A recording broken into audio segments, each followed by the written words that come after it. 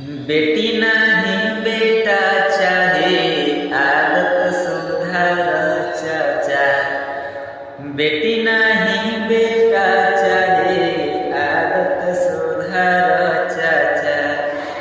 कहवा से बहू लैब तनिका बेचार चाचा।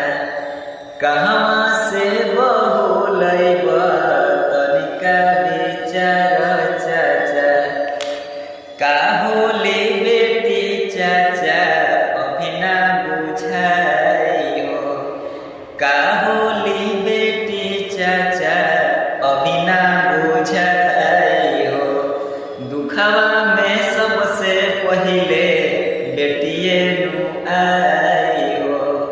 आ दुखवा में सबसे पहिले बेटिए नु आई हो। बेटिए तो दोनों कुल के लाज बचवले चाचा। बेटी नहीं